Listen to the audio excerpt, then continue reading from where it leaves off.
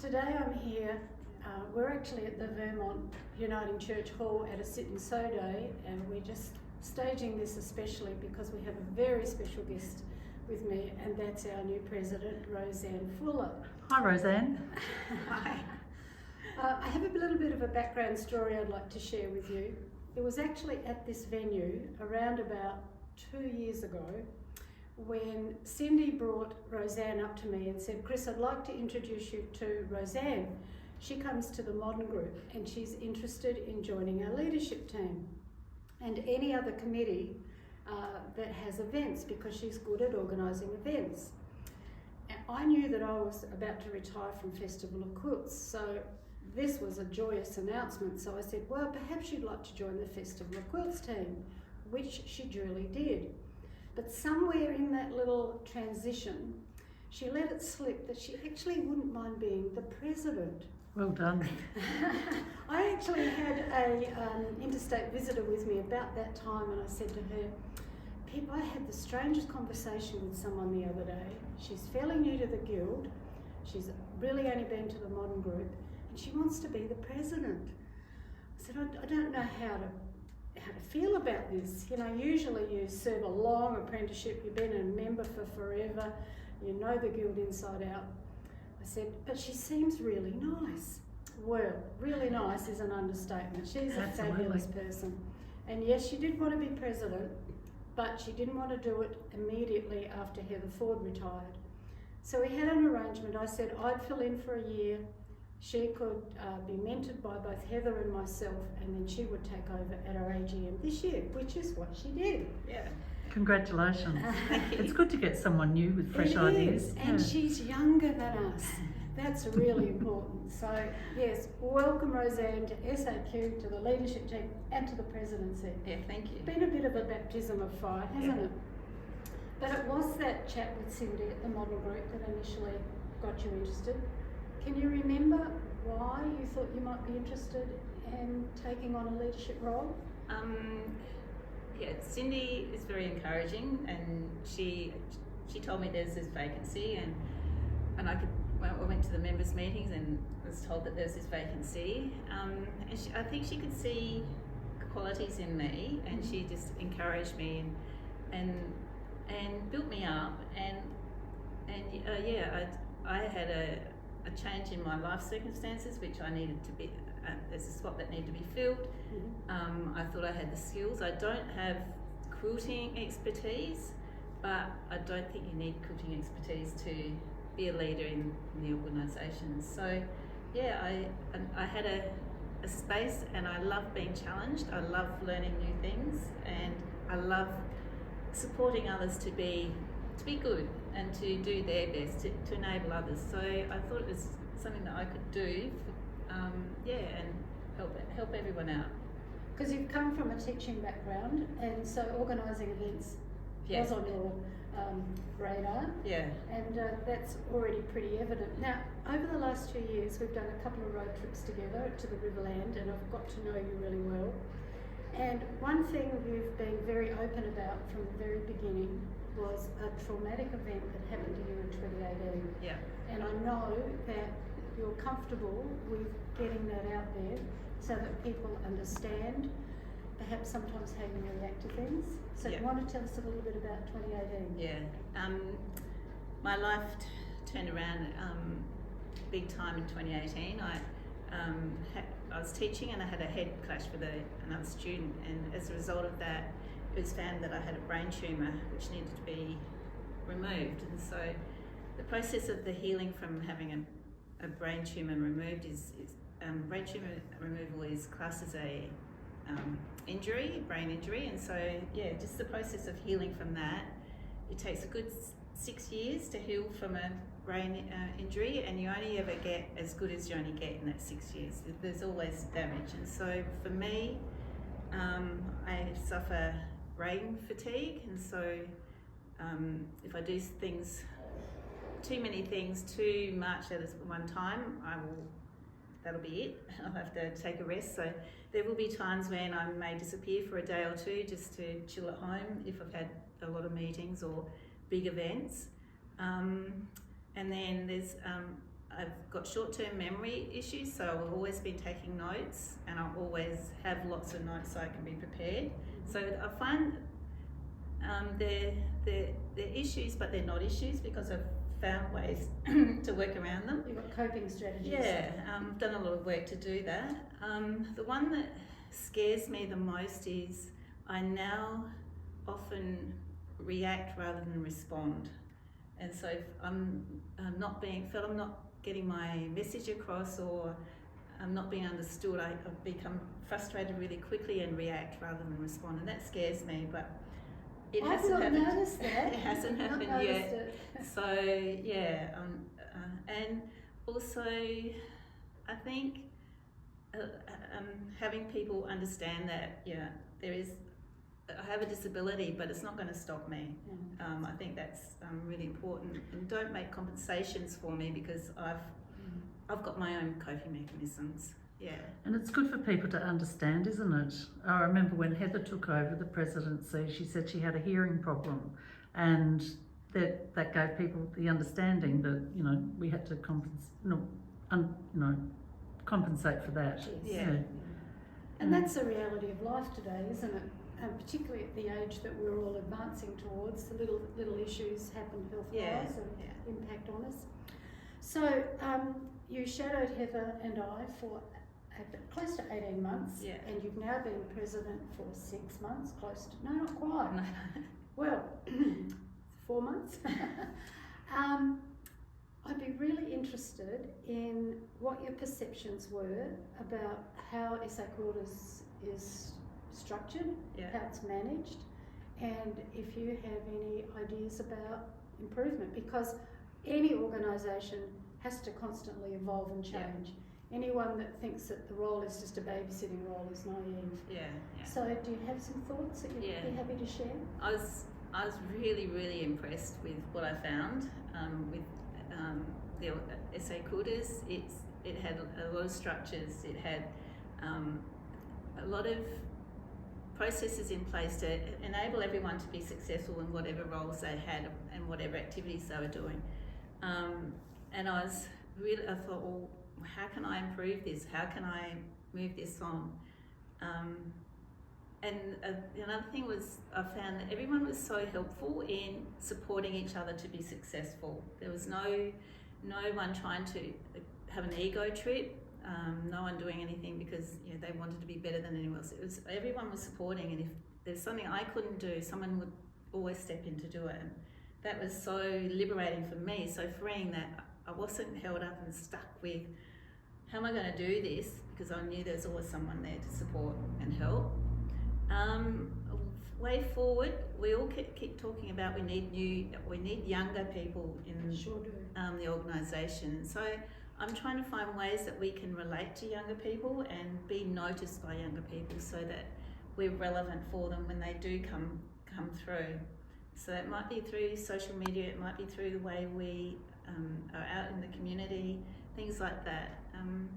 And another thing, it just so it happens with me, I don't know, it's not intentional, is to help people engage more. I mean, there's so many opportunities now, but by setting a challenge, and just a fun challenge, people come and say, look at me, look at what I've done. Isn't this, they're very proud of things that they want to show and want to start feeling more connected. Because you've been issuing a President's Challenge at every meeting since you took over. Yeah. Do you want to tell us what some of them have been? The first one was a fat quarter. We gave everyone a fat quarter, and just to go and make anything with that fat quarter. And the stage, the next meeting, was full of people who had made things, and there's quite a few people that said, I didn't get up because the stage was so full. So there's heaps more, and I've been visiting some of the affiliated groups and take some fat quarters with me there, and give them out, and then they've been coming and showing me, or telling me what they've been making. So that was a really good fun one. The next one was we launched a UFO swap, and so I thought, well, while we're looking for UFOs, there's probably orphan blocks around as well. So make something with an orphan block was the next one. This one, the July one, was we had Christmas in July at FOQ, so I thought, well, let's make a Christmas in July or a Christmas postcard. It doesn't have to be, and so the next meeting we're actually going to offer a swap if people want to. And then the next one is a mystery. It's not a sewing one. Put it out there. So yeah, Watch this space. and I just I come from a PE primary school teaching background where I used to just joke with everyone that all I did was play games all day, and so that's where the fun is, and that's how I engage kids, and that's how I engage with other people. So watch this We all space. like fun. Yeah. And they're all achievable projects, aren't they? Yeah. Which gives people the confidence to participate. Yeah. And of course, we're very lucky. We get, because there's a lot of quilters our age who are going into care or whatever, we get a lot of donated fabrics, and that's where we can cut up and make all of our fat quarters that we give out. Yeah. We've given out hundreds, I think, literally hundreds and hundreds.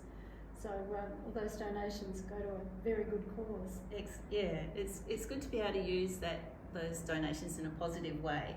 So enabling others to have fun. I did a Bronwyn Cant workshop last year, and she told us to bring all this material to do this art quilt. And when we got here, I'd come in with fabric, and I was so nervous. I'd never done anything like it before. And then she proceeded to give us a pack, and mine ended up being pink, and hot pink is not my colour. But it just freed me up. And so giving these fat quarters, which you've got no ownership over, it frees people up. So I think that was, it really helped. It's a valuable lesson from Bronwyn. Yeah. He was a fabulous tutor. Yeah. It was like, I think if I'd said go and make something with a fat border, we wouldn't have had the response. But when we gave the gifted one, it gave a different response. So it's good. You mentioned earlier that one of the ways that you hope to get greater involvement from younger people is through social media. Can you tell us a little bit more about perhaps how we need to modify our more traditional approach to social media? Having said that, I am really proud of the fact that I think we have incredible strength as a guild. We've got this active YouTube channel, we've got a very dynamic Facebook page. Kathy keeps our website up to date constantly, but there's always room for improvement. So do you have some ideas? I'm not a big social media user, so I'm looking to invite others, ask others their opinions and what they think. I think social media is really good.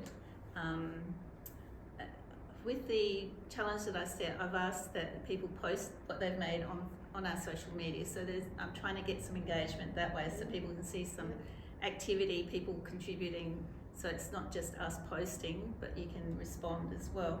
So there's some engagement that way.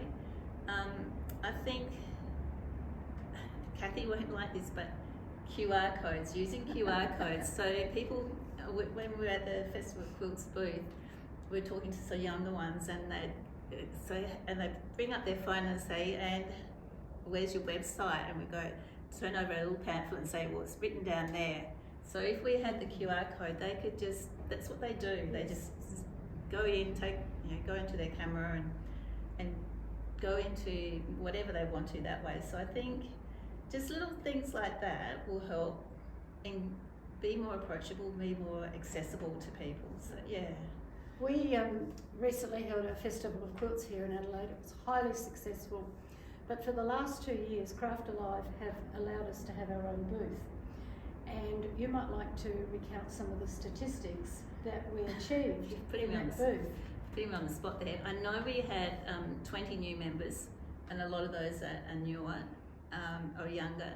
And we had, I can't remember, we had a free workshop raffle, so we raffled at one of our workshops, and there would have been a couple of hundred entries. I think there's over 200 entries in that, and it's just good it gave us something to engage and talk about, and it was a really fun time, and we were able to engage with a lot of people. It was good.